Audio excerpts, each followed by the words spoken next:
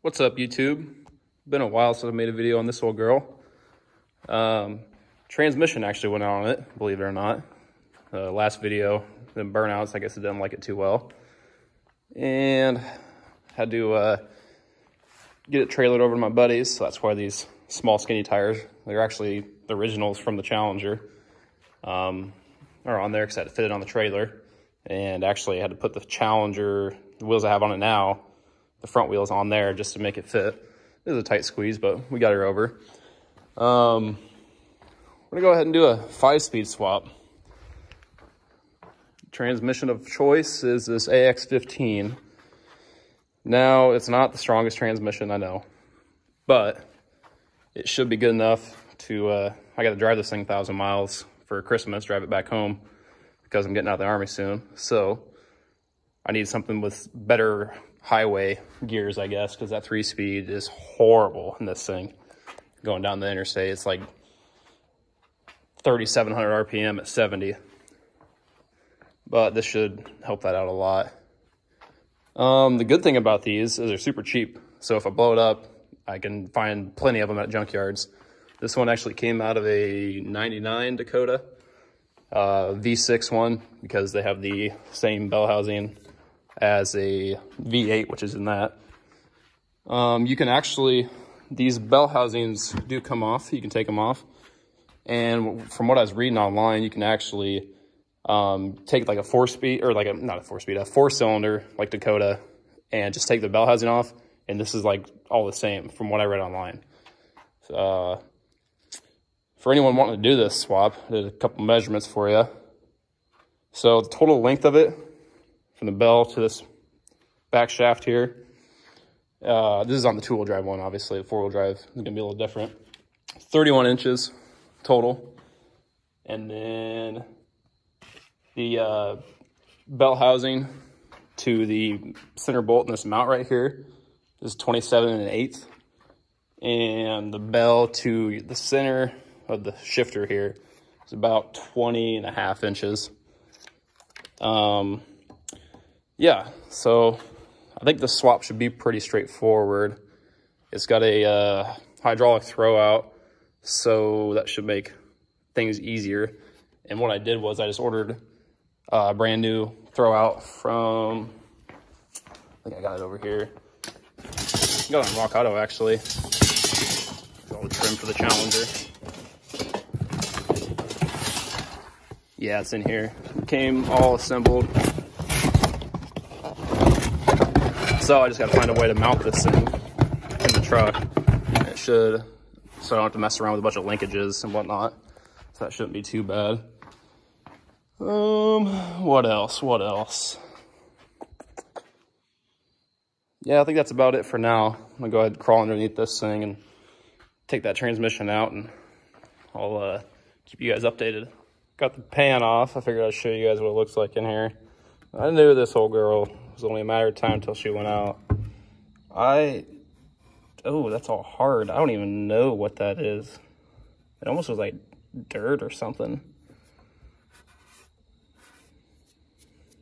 But regardless, no bueno.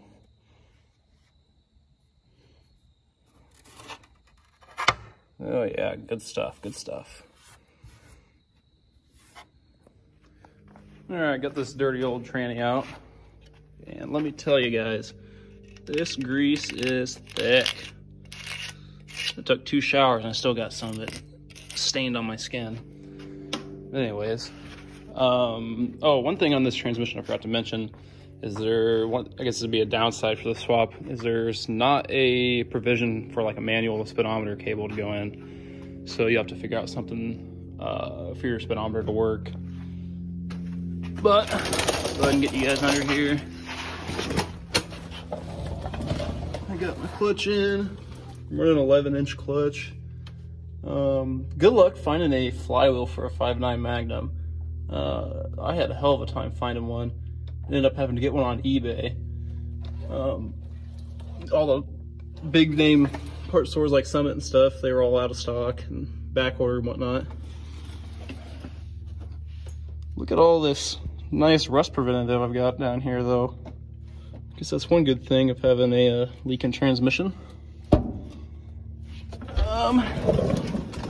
But I think I might have came up with a solution for how I'm gonna mount this in here. I don't think I'm gonna have to do too much crazy modification to my cross member here. I was looking at it and I think I'll be able to use the factory mount and actually keep it in the factory position. So here is the trans mount. It was bolted like that on this transmission. So I was thinking, did some measurement and stuff. If I mount this like this, it should put me right about where it needs to go on that cross member over there. It should line up. I might have to elongate these holes just to give it a little wiggle room to get it right. But I don't think I'll have to do too much major modifications to it. But I'll get you guys back on here when I got that done. All right, this is what we got. Obviously, this is the old mount. I got a new one coming in tomorrow, but I can at least mock it up like this with this old one. I took this mount from the Dakota transmission, took it, flipped it around, put it back on there, and was able to get a couple bolts up in there, put a couple shitty welds in there to hold them in, and then put this mount here. I use these little tabs off the automatic there, so that way I give it a little more strength, and it's pretty solid. I think it'll work out pretty good, or else it won't. I don't know. We'll find out. All right, this mount was basically just a waste of time, so get rid of it. Went ahead and picked up one of these mounts for like a GM transmission mount. I'll show you what I did here.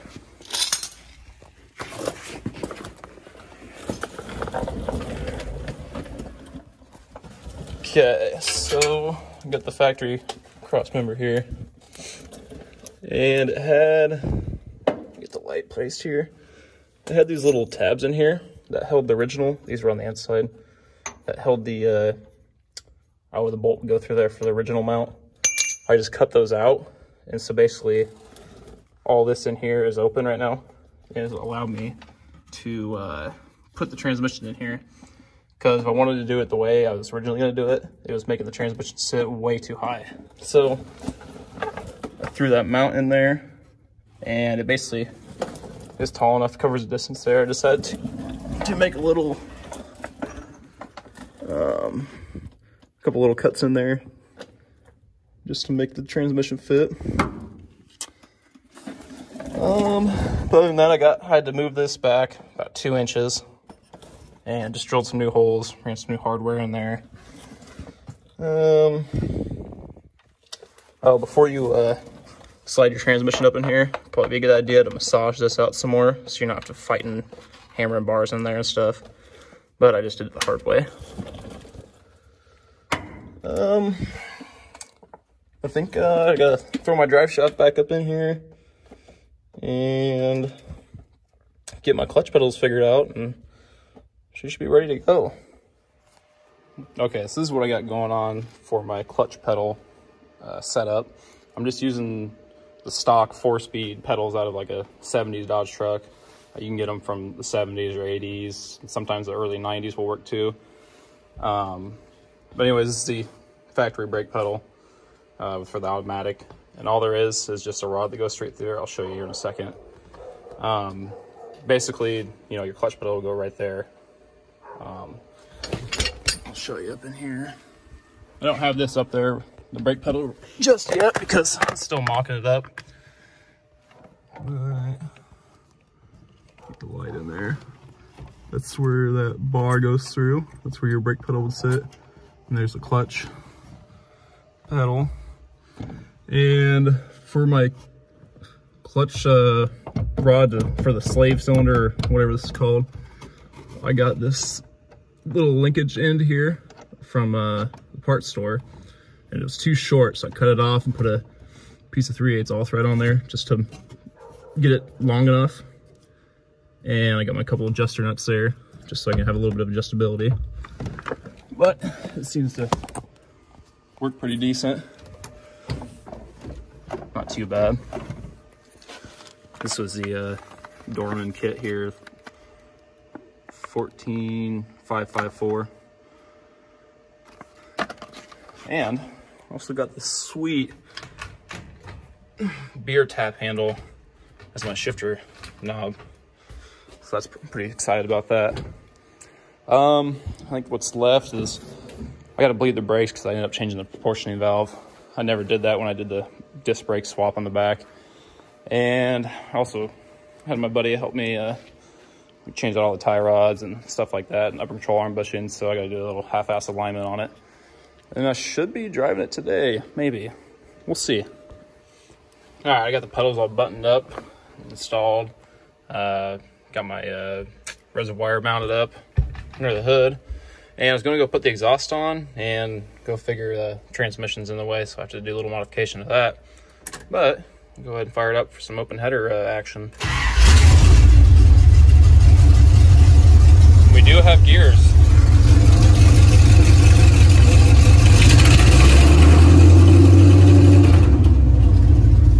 Try reverse.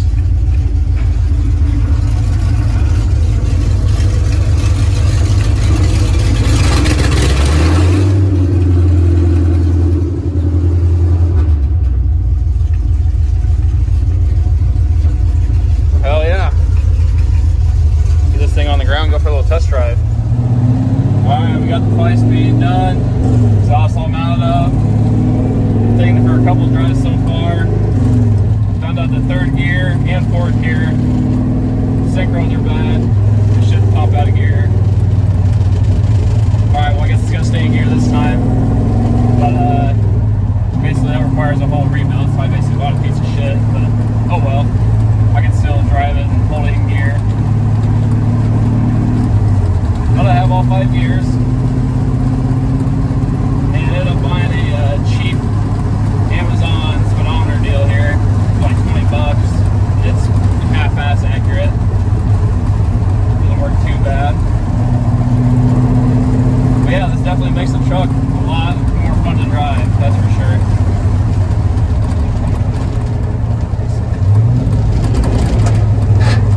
Oh, there's more.